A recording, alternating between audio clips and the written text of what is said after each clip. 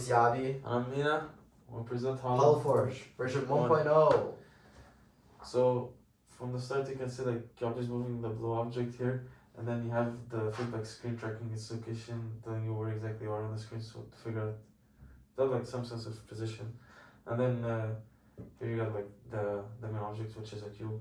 The coloring for it is basically the depth values relative to the camera. So the darker it is, the closer it is to the camera because it's lower values. The lighter it is, the further away it is from the camera.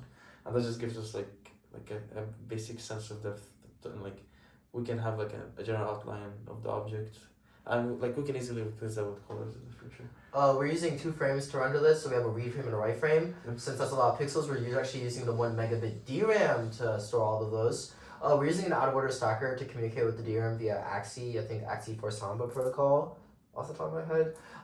Yeah, we wrote that entire like out-of-order stacker ourselves. But we do have the depth buffer in VRAM, which is our main limiter right now. We have 99.7% VRAM utilization because in order to get the center of mass working, we have the camera having like a running line buffer that's being stored in the VRAM. We also have the ability, let me pick up a better angle, to zoom out and zoom in, so make it bigger or larger, which is pretty awesome.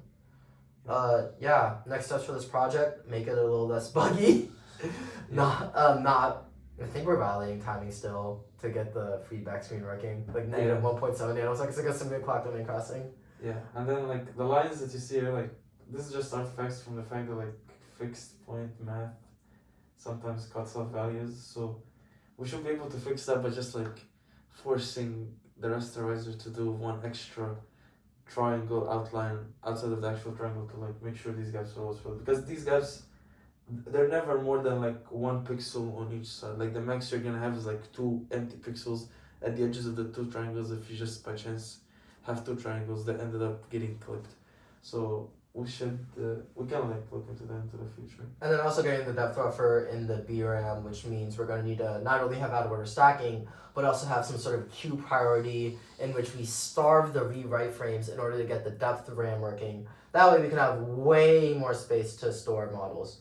Then we can start loading like monkeys and like Nintendo 64 models. Yeah. But this is Holofroge. This was the entire 111 crunch time plus like 2 weeks, like what, a week of IAP, 2-3 weeks of 2-3 weeks of summer. Yeah. Like a weekend, 2 weekends. Yeah. We're pretty close with that first one. But yeah, all working DRAM. We should write the DDR whisper. Thank you, Joe, for all the help. Thank you, Kylis, for all the help. Yep. Thank you. Appreciate you guys. Alright, Thank you for watching. Yep. Version 2.0, end of summer.